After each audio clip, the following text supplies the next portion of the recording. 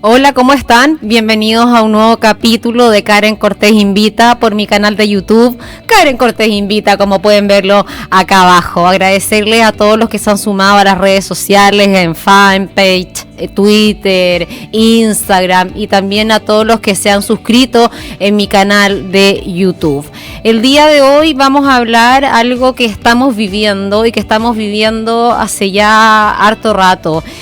Aproximadamente 200 días, el 16 de marzo, recuerdo que me dijeron, tu hija no vuelve al colegio. El 16 de marzo pasaron muchas cosas y se vino el COVID-19 con todo, desde Europa, desde China.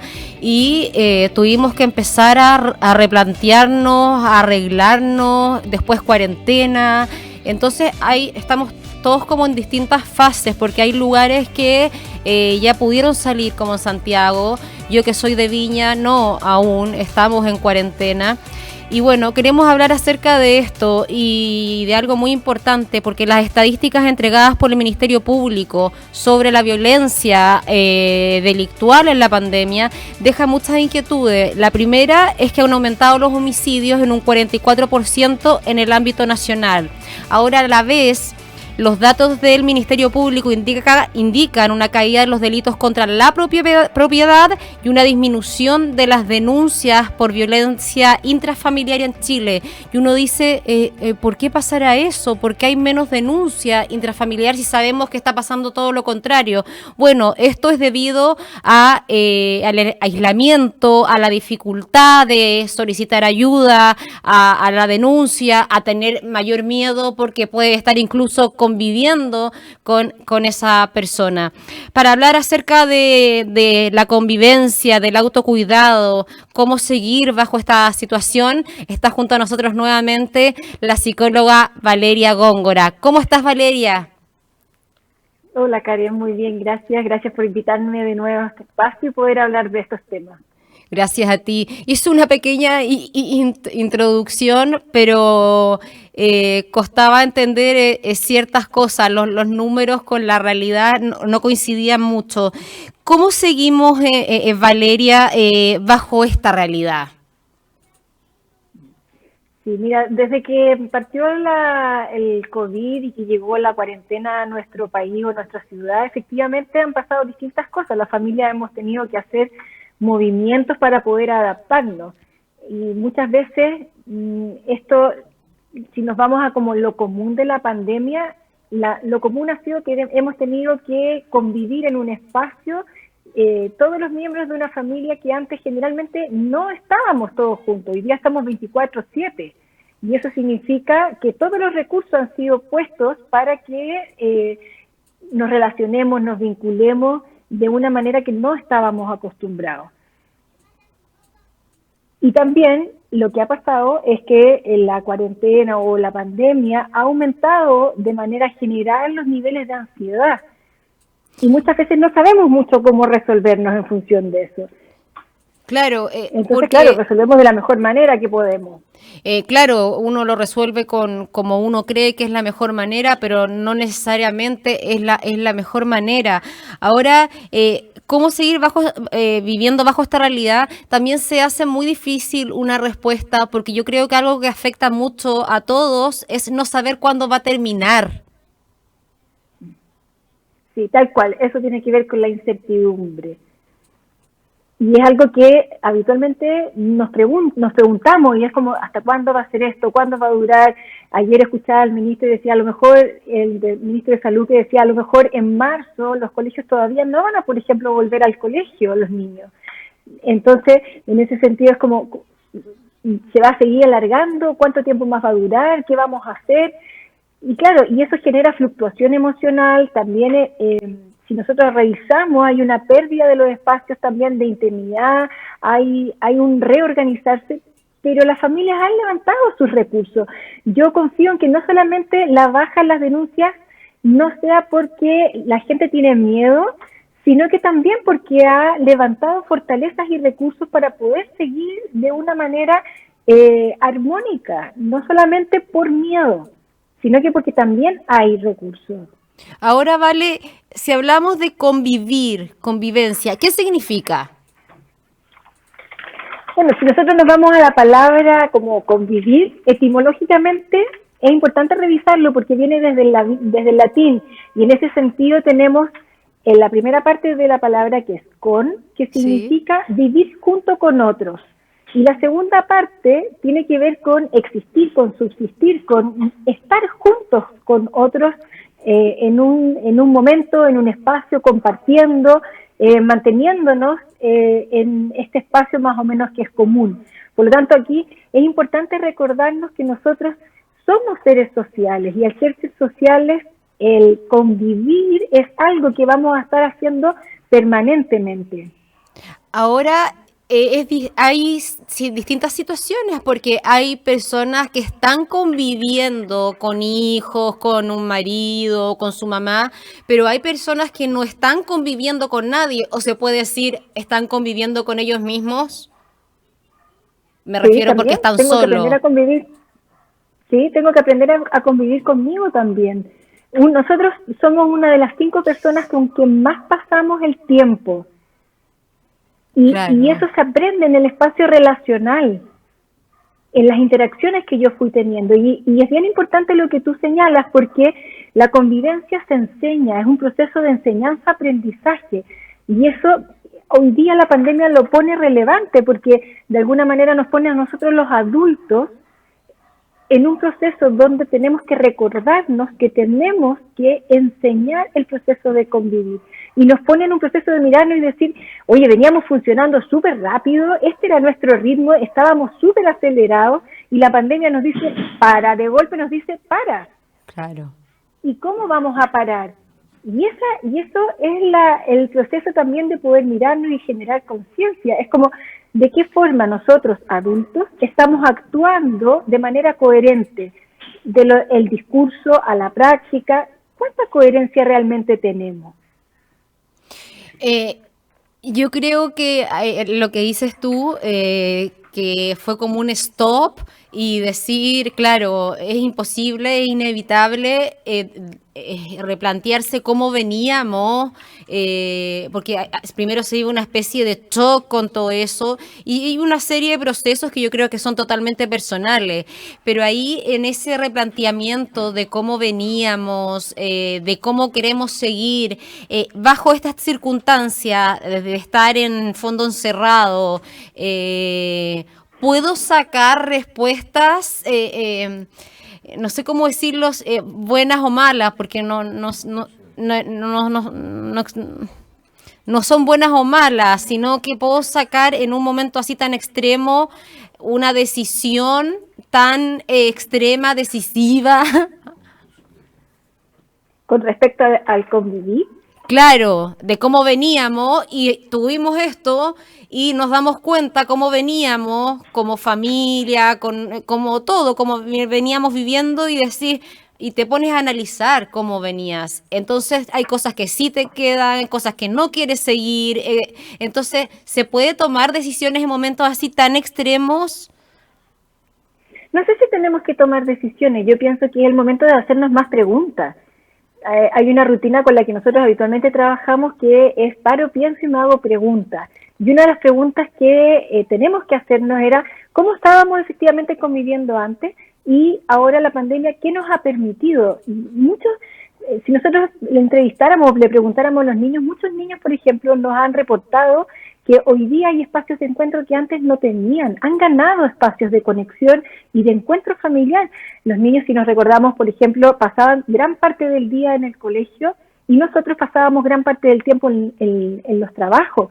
Por lo tanto, por ejemplo, espacios de almuerzo de lunes a viernes generalmente no habían. Claro. Y el desayuno generalmente era saltado porque uno va rápidamente, se levanta, tiene que hacer las cosas. No tenemos el espacio, es como que cada uno se come lo suyo, o si habían, después no teníamos a lo mejor espacio en la noche, pero no teníamos esta cotidianidad. Hoy día estamos 24/7 y por lo tanto, ¿de qué manera nos encontramos también en este espacio? Y el cómo, porque cuando hablamos de la incertidumbre no sabemos muchas veces qué es lo que viene, pero el saber que hay modos de convivir nos devuelve el cómo queremos convivir y por lo tanto nos devuelve la posibilidad de control. Y esto es bastante importante. Explícalo. Mira, desde el gobierno también se ha sugerido en los colegios, yo te planteaba que la convivencia es un proceso de enseñanza y un proceso de aprendizaje. Sí. Y desde los colegios también el gobierno ha fomentado 4 modos que son de convivencia. Estos son una convivencia respetuosa, donde incluye los valores con los que yo quiero estar, y eso generalmente tiene que ver con el respeto, la tolerancia y la honestidad. También la convivencia inclusiva, donde de alguna manera yo tengo que ver al otro como un legítimo otro, me invita a ver al otro como un legítimo otro, con sus características, con sus diferencias, y cómo esas diferencias me van a aportar a mí. No solamente me van a amenazar, que es muchas veces lo que ocurre, y yo te quiero destruir a propósito de que tú piensas distinto, sino que es una oportunidad para que yo pueda crecer a partir de eso. También la participación democrática, y esto también es bastante relevante porque muchas veces generamos espacios como donde yo digo lo que hay que hacer, donde yo no te invito, a veces te digo ya, bueno, sí, ya, dime tu opinión, pero a veces ni siquiera escucho tu opinión. Y acá es como, de verdad tú tienes algo importante que decir y quiero construir contigo, y eso implica tener espacios colaborativos, y eso es una práctica diferente. Y por último, la resolución dialogada y pacífica de los conflictos, y tener espacios de diálogo, abrir espacios de diálogo. Muchas veces no abrimos esos espacios. ¿Con quién dialogamos? Con el de al lado. No vamos a dialogar con la persona con la que yo efectivamente tengo que resolver el conflicto. Voy y le digo al otro, por ejemplo, no sé, tuve una discusión, voy a inventar, tuve una discusión con mi hermana, y entonces en vez de yo abrir el espacio de diálogo con ella, voy y lo abro con mi mamá. Pero con mi mamá yo no voy a resolver. Voy a resolver toda vez que yo abra ese espacio con mi hermana y entienda que ella tiene una postura diferente y entienda que yo quiero construir a partir de valores determinados, y entonces vamos incluyendo el respeto, la tolerancia, la honestidad. Pero vale, entonces, claro, nos tenemos que ir haciendo todas esas preguntas. Esto es muy interesante, pero esto que tú me dices es con pandemia y sin pandemia. Exactamente, ¿O no? con pandemia y sin pandemia. Sí, o sea, con pandemia y sin pandemia. Es muy incluso, importante y pasa muchísimo. Sí, incluso le podríamos agregar más, porque la pandemia nos ha dicho, oye, ya esta manera donde nosotros nos vinculábamos, que era lo presencial, sí, solamente vas a tener tu núcleo familiar y el resto va a ser vía Zoom. Pero claro, resulta que también hay convivencia en el espacio digital. Pero la manera de vincularme, el cómo yo aprendo, el cómo yo encuentro la conexión, el cómo yo aprendo el respeto y qué es lo que significa, donde yo vivo todo eso, es en el espacio presencial. Por lo tanto, nos devuelve a la familia, la pone nuevamente de relevancia y te dice, oye, ya no es el colegio, la institución única o exclusiva o donde pasa la mayor parte del tiempo tu hijo, es ahora tu espacio de familia, y por lo tanto, anda a mirar tus vínculos, tus encuentros, tus espacios, cómo lo has hecho para que esto que nosotros estamos diciendo se vuelva de verdad y como tú quieres vivir la vida con pandemia, sin pandemia. Por eso te devuelve certeza, porque te dice claro, el cómo, te invita al cómo tú quieres seguir viviendo. El cómo es muy importante en la vida en general también, ¿no? Muy importante. Porque, por ejemplo, yo o X persona no ve a su mamá hace 6 meses. Hay casos que han pasado más tiempo porque son de tercera edad, porque viven en una región, en otra. Lo que vive esa persona es distinto a la que vive con la mamá. Estamos hablando en el caso de la pandemia. O sea, cada caso es distinto, cada puerta, cada convivencia es distinta, ¿no? Todas las personas somos diferentes, por lo tanto, la manera en que yo me voy a vincular, cómo yo lo voy a vivir, cómo yo lo voy a sentir, va a ser desde mi forma de interpretar y vivir el mundo y de cómo resignificar las experiencias. Por lo tanto, esto es importante porque si no podemos llevar a invalidar y decir, bueno, ya, si no es para tanto, o no sé, pues los niños tienen más posibilidad de estar siempre jugando, pasándolo bien, pero sí, ellos también tienen niveles de estrés. Los adultos también, los adultos mayores, los adolescentes. Yo el otro día revisaba, por ejemplo, se han enviado un montón de estrategias para los niños, para los adultos mayores, para la población en general, pero hay pocas iniciativas hacia el grupo específico de adolescentes. Y aquí también es importante revisar otros aspectos, porque cuando tú pones sobre esto como los espacios comunes, también tenemos que acordarnos que hay mitos y hay rituales que nos recuerdan que somos parte de un grupo comunitario y una sociedad. Y, por ejemplo, los adolescentes, los alumnos, por ejemplo, de cuarto medio, es el último año que están en el colegio. Pero no es la única vez que han estado en el colegio. Llevan muchos desde medio años. mayor, el tránsito en el colegio hasta cuarto medio. Y hoy día les habrán preguntado cómo quieren terminar su año, les habrán preguntado cómo quieren ese rito de finalización. ¿Habrá sido pensado esto y será importante para alguien? ¿Te fijas? Porque ya no van a estar más en el colegio. Fondo, el próximo año ya no son alumnos de colegio. Claro, y eso es un rito puntual, pero lo que va más allá es que los adolescentes también se sientan parte y incluidos en esta sociedad y con pandemia o sin pandemia, porque tú tienes razón, es niños tercera edad. Pero de adolescentes en general no se habla mucho. No se habla mucho y en realidad... Y es una etapa súper difícil. Bueno, es difícil y donde lo social pasa a ser fundamental. Y también aquí tenemos que recordarnos que hay una investigación que se hizo hace poco, hace como 1 año y medio aproximadamente, donde se estudió el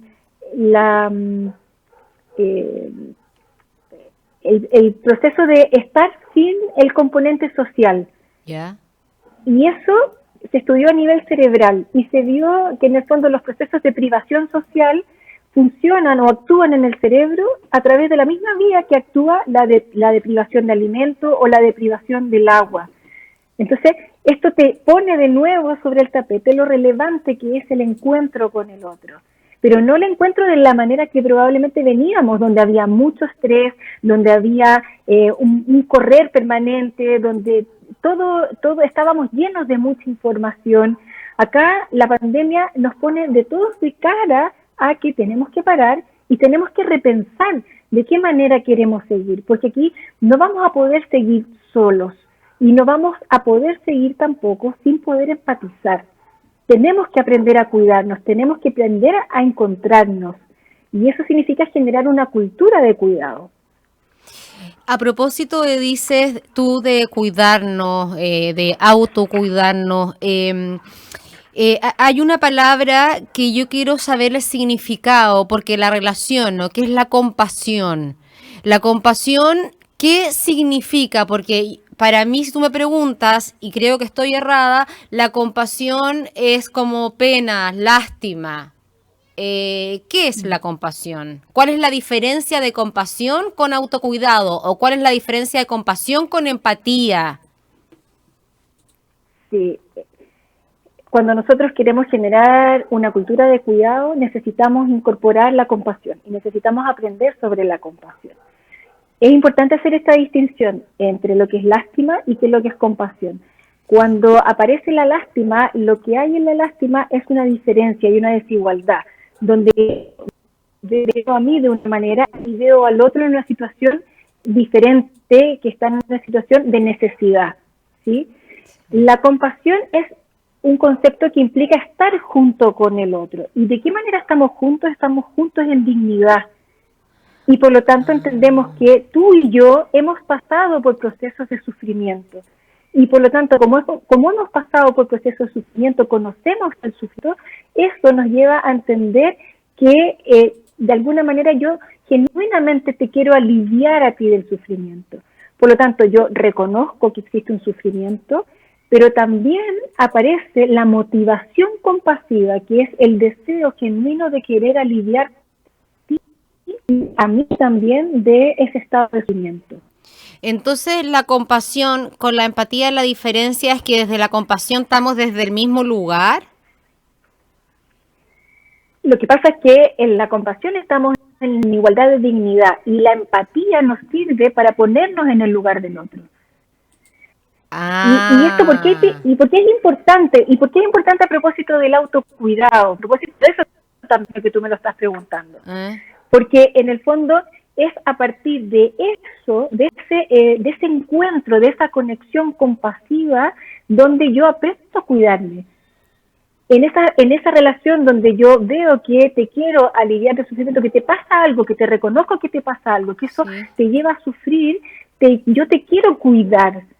Y es ahí donde nosotros aprendemos los procesos de cuidado y de autocuidado. Entonces yo no me Todos hago fuimos eso, nosotros. entonces yo no hago eso que me pueda dañar o me adelanto a cierta situación o la persona con la que estás viviendo con pandemia o sin pandemia tiene que ser una persona que te trate bien, que con cariño, con afecto, que no es lo mismo que lástima. No, pues no es lo mismo. Entonces tenemos estos 4 modos de convivir, que eran los que habíamos mencionado antes, ¿Ya? y también esta cultura compasiva donde aprendemos a cuidar los vínculos, donde aprendemos a una forma donde está el cuidado, porque hubo vínculos o hubo relaciones donde fueron nutricias y donde me dijeron, mira, tú eres importante, yo te estoy mirando, te estoy viendo, me estoy dando cuenta que algo te está pasando, te está afectando, y yo quiero ir a cuidarte. Y quiero que aprendas esa forma. Entonces, no es solamente reactiva, no es que yo solamente diga, hoy estás sufriendo, te voy a abrazar. No, te También es ayudo. preventiva. O sea, claro, ahí te ayudo. Eso es lo reactivo. Pero también es preventivo, porque te digo, mira, cuando yo no esté, tú también tienes que haber aprendido un modo de estar contigo. Y cuando tengas dolor, cuando tengas sufrimiento, tú vas a aprender a transitar con ese dolor.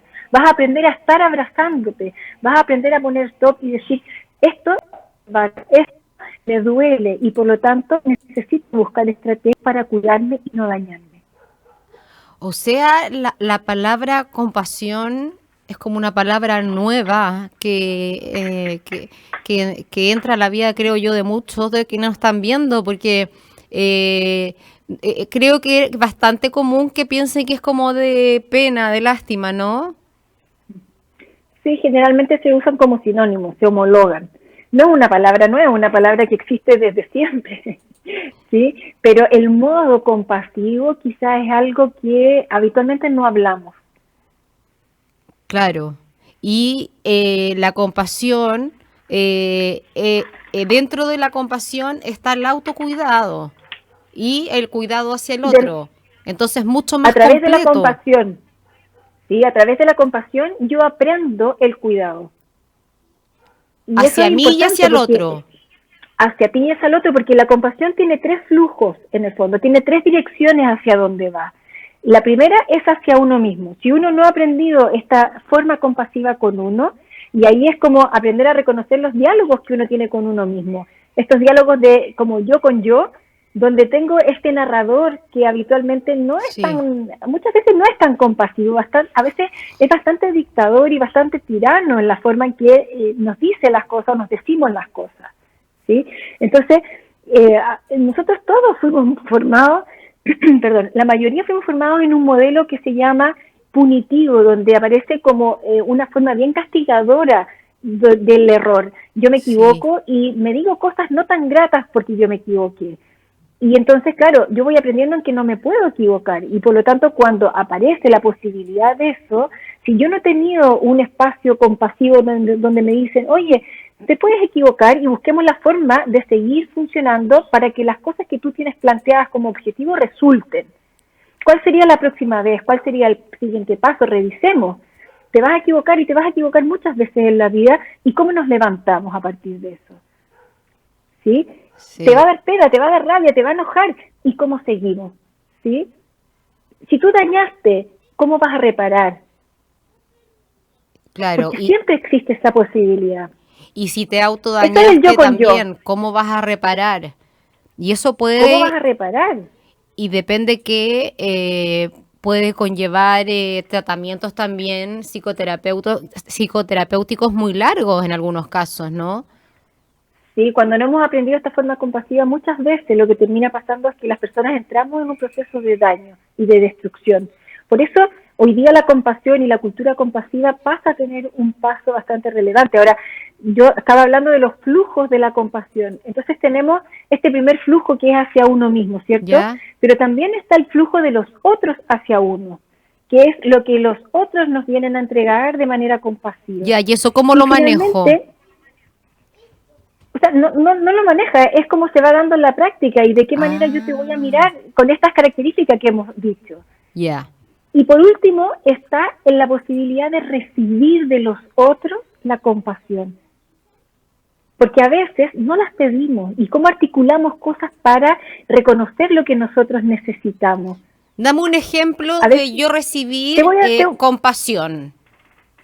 Te voy a dar un ejemplo. Ya. Me estoy dando cuenta que tú estás cansada, vienes de trabajar todo el día y entonces yo te digo, hoy Karen, siéntate y te voy a servir tecito.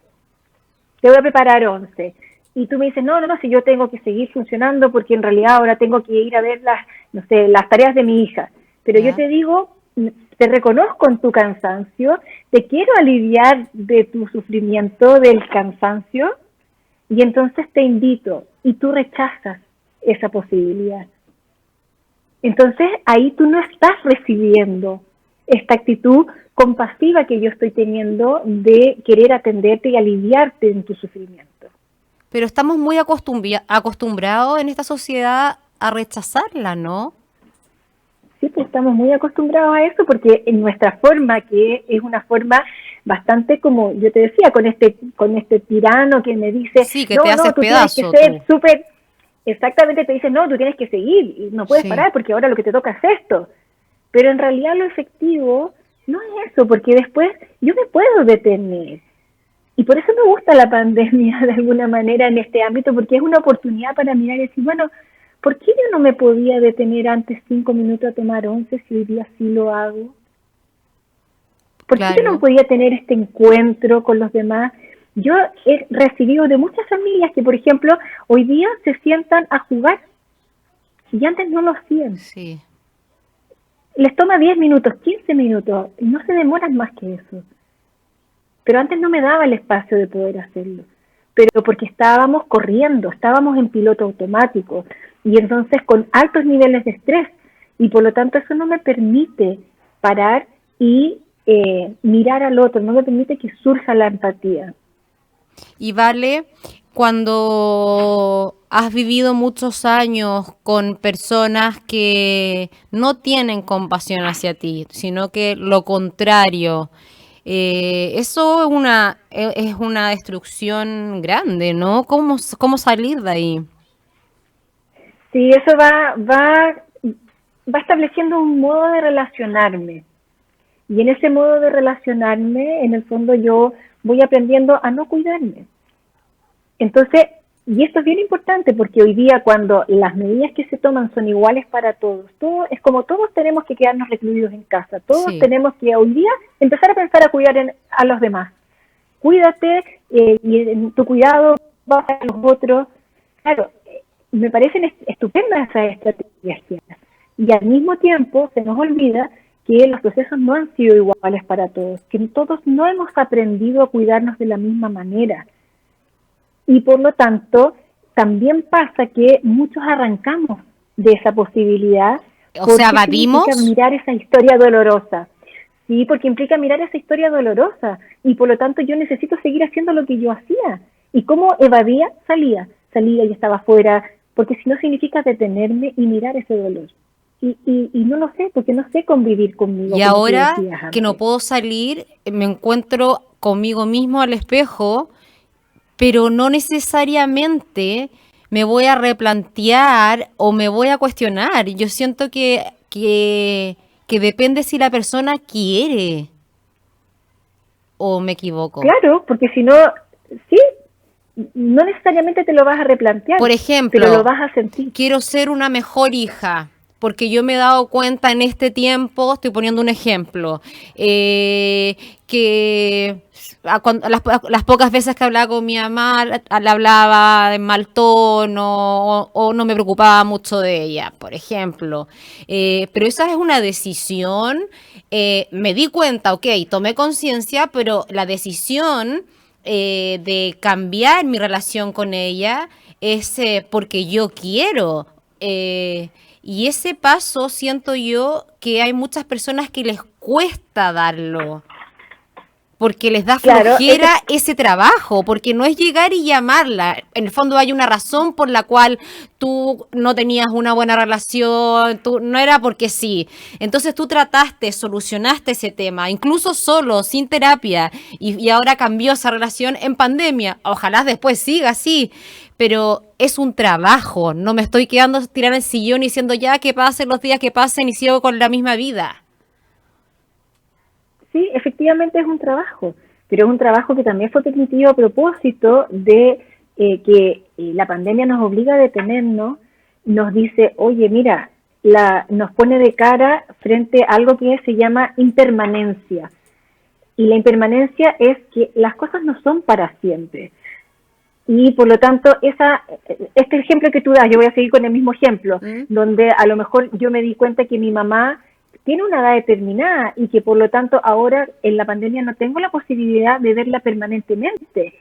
Y por lo tanto, si a mi mamá le pasa algo y se muere, probablemente yo no voy a haber reparado, no le voy a haber dicho todo lo que para mí era importante decirle o agradecer todo lo que para mí era importante. Y entonces, claro, tengo que recordarme que las cosas no van a ser para siempre. Nada es para siempre, incluso esta pandemia tampoco es para siempre.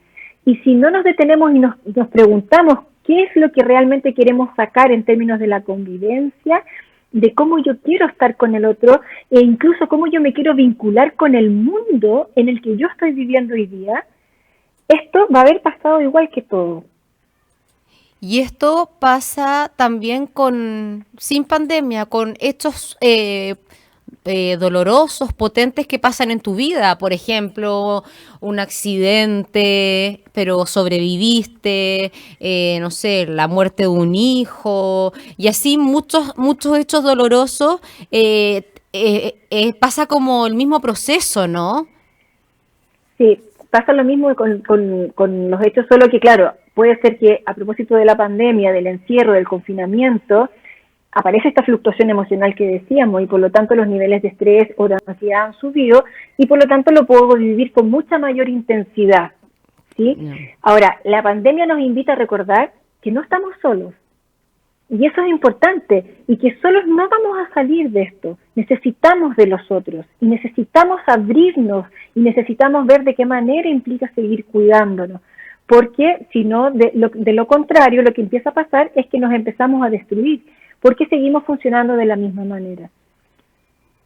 O sea, en el fondo, la pandemia también es una gran oportunidad de ser nosotros mejores personas, de ser más, tener mayor, ¿cuál era la palabra? Compasión con uno mismo y con el otro, porque como dices tú, somos súper autocastigadores. Yo por lo menos, no sé, se me cae un vaso y lo primero que digo, ¡ay, qué tonta! Y obviamente que no boté el vaso porque quise. O no sé, chocas y uno se tira más cosas negativas que incluso el resto. Entonces, ahí es súper importante poner un stop. Pero fuera de eso, esta pandemia entonces, Valeria, es una gran oportunidad para encontrarnos. Tal cual. Pero también es para saber de qué manera queremos encontrarnos. Porque si nosotros de alguna manera establecemos relaciones que son seguras, que son satisfactorias, donde nosotros nos podamos conectar, lo que hace es que nos sintamos con una sensación de florecimiento. Y eso es lo que tenemos que saber. Contento. Nosotros florecemos en las relaciones toda vez que nos sentimos seguros, satisfechos y conectados con el otro. Y puede pasar todo lo contrario, que esas flores estén sin regar. Sí, tal cual. Porque los vínculos hay que cultivarlos, los vínculos hay que cuidarlos, los vínculos hay que trabajarlos. y por lo tanto tengo que saber que no estamos todos. La pandemia llegó para todos, pero no estamos todos en igualdad de condiciones para enfrentar la pandemia. Y el que no estemos en igual condiciones, ¿qué quiere decir en la práctica? Que esa persona que tiene más dificultad para cuidarse o autocuidarse, no lo tengo que lapidar. Tengo que invitar a mirar ese sufrimiento y entender por qué esa persona hoy día no está pudiendo cuidarse de la misma manera. Y que necesito que aprenda, porque en la forma que él tenga de cuidarse, también va a repercutir en mí. Pero tengo que decirle, tengo que mirarlo, tengo que mirar a esa persona en ese sufrimiento, en ese dolor, y tengo que decir, invitar, en el fondo, ya, sentémonos, conversemos, ¿por qué hoy día te está haciendo difícil? Más que decir, hoy tienes que hacerlo de esta manera, solamente de esta manera, que probablemente sí, son acciones, probablemente, y para eso sirven las otras acciones que nos dicen, sí, mira, hay que cumplir con determinadas cosas, porque si no esto quedaría como en la libertad.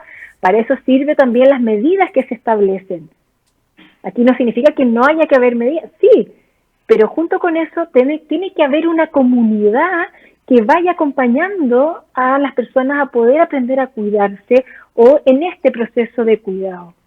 Ahora, Valeria, en esta época también han aumentado mucho las, ¿cómo se dice? Las atenciones con psicólogos, con psiquiatras vía online, ¿cierto? Sí. Y hay un factor en común de la mayoría, no sé, alguna emoción base, por ejemplo, el miedo, la incertidumbre o angustia. La ansiedad, eso ha sido lo que más ha aumentado.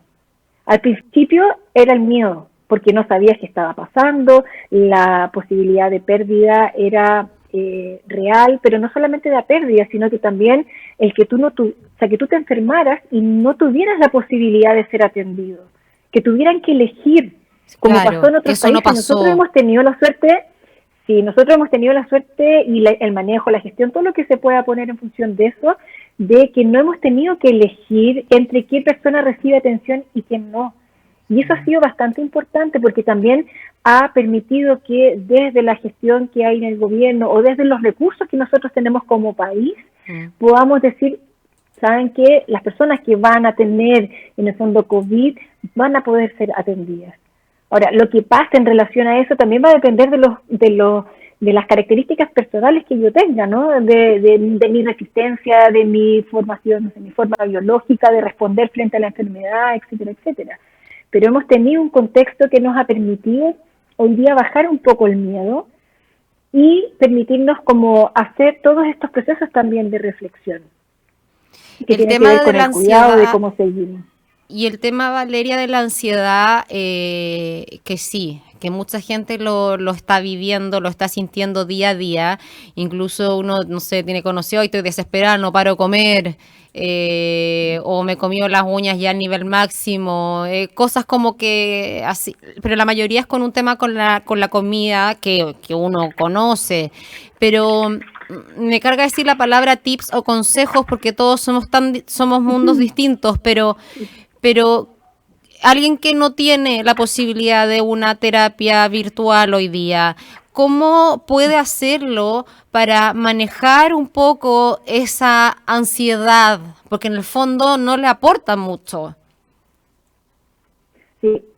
La ansiedad es una descarga que nosotros tenemos como a nivel, en el fondo electroquímico, ¿cierto? Entonces tenemos que saber que todo el cuerpo cuando responde frente a cualquier emoción, y la ansiedad también. Ahora, cuando nosotros estamos en un estado de ansiedad, la respiración se hace muy cortita, se acelera en el fondo.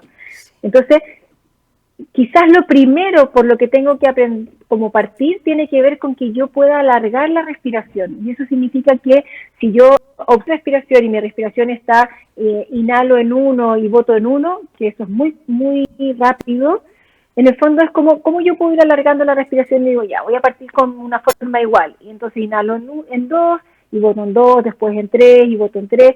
Después me propongo a lo mejor inhalar un poco más corto y exhalar un poco más largo. Y eso significa inhalo en 3 y exhalo en 5.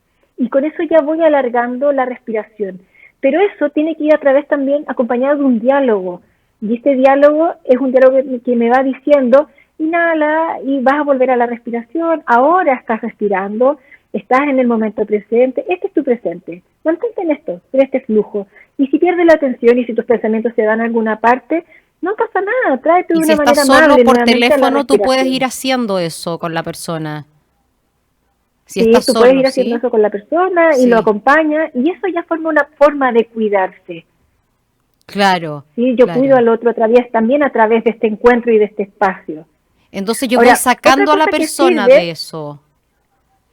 Sí, voy sacando a la persona de eso y lo voy acompañando, pero entendiendo que la respiración es algo biológico que me acompaña. Ahora, la ansiedad me pone en una situación de futuro y en una necesidad de controlar lo que va a pasar en el futuro. Sí. Y ahí también yo me tengo que hacer preguntas. ¿Yo voy a realmente poder controlar lo que va a pasar? No. O sea, ¿yo tengo la posibilidad de definir cuándo va a terminar la pandemia? No. No, entonces me tengo que devolver a lo que yo realmente puedo controlar. Y o sea, mejor no pensar mejor estar en aquí, en el hoy, ahora, más que pensar en el futuro. Es mejor eso no quiere decir que no podamos pensar en el futuro, pero la pregunta de cuándo va y que quiero que termine y que esto pase luego y que me saquen luego de la cuarentena, no te sirve de nada. Si yo estoy permanentemente en eso, la verdad es que no me va a ayudar a que eso pase realmente. Todo lo contrario, va a aumentar tu nivel de ansiedad, de angustia. Exactamente. Sí, exactamente. Entonces, y también ahí es importante como monitorizar los pensamientos que yo tengo, porque a veces, y es importante recordar que los pensamientos crean una realidad. Por lo tanto, si yo digo, sí, esto es lo más terrible que yo he vivido en mi vida, tengo que poner los pensamientos y las experiencias en una perspectiva. Sí. ¿Esto realmente es lo más terrible que yo he vivido en mi vida o he vivido otras situaciones que han sido más difíciles? Más dolorosa. O sea, estar en mi casa encerrada ha sido difícil, pero te puedo asegurar que la experiencia de que a lo mejor mi papá se hubiese enfermado grave o mi mamá o alguno de mis hijos va a ser bastante más difícil que estar encerrado además en una pandemia, ¿sí?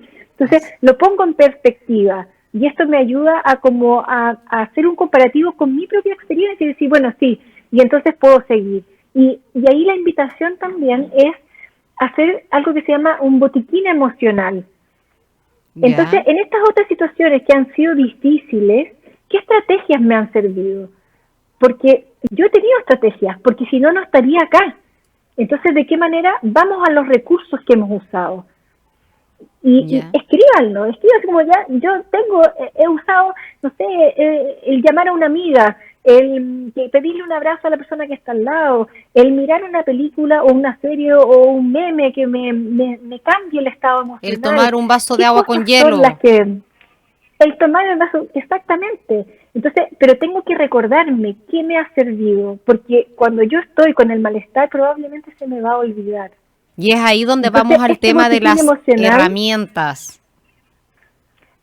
Es ahí donde vamos al tema de las herramientas, que fue lo que revisamos la vez anterior. Sí, y que mucha gente no sabía lo que era tener herramientas, así como ya tengo un martillo, porque en el fondo es eso, es como dices tú, un botiquín, ¿sí? Pero un botiquín de herramientas y en el fondo adelantarme a ciertas situaciones también es una herramienta, porque yo sé que voy a vivir una situación puntual X, que no me va a gustar mucho, entonces yo puedo prepararme para esa situación. Y eso son herramientas, ¿no? Esas son herramientas, pero también es una forma compasiva, porque también tiene que ver con cuidarme. Claro. Da para tanto el tema, pero lo que me gusta, Valeria, y con lo que me quedo es que con las cosas positivas que va a dejar esta pandemia, que como decimos, no sabemos cuándo va a terminar y mejor ni nos lo preguntemos porque nadie sabe, pero en el fondo utilizarlo como una invitación a reflexionar, a repensar, a reencontrarme, a decidir qué es lo que quiero con mi vida, conmigo, con mis vínculos. Sacar el jugo en el fondo dentro de lo que tú puedas, puede ser naturalmente también, no tan forzoso. Así es. Y eso nos va a dar también un sentido de trascendencia, que pasa a ser fundamental. Sí. Bueno, Valeria, nos vemos en un mes más. Temas siempre hay. Sí. Ya que Un abrazo, muchas gracias. Gracias a ti. Saludos a todos. Gracias. Conversamos con Valeria Góngora, psicóloga, acá en Karen Cortés Invita, acerca de la convivencia, el autocuidado, cómo seguir bajo esta pandemia. Es muy importante poder verlo y escucharlo. Quedan todos invitados a suscribirse a mi canal aquí, Karen Cortés Invita. Hasta un próximo capítulo. Chao.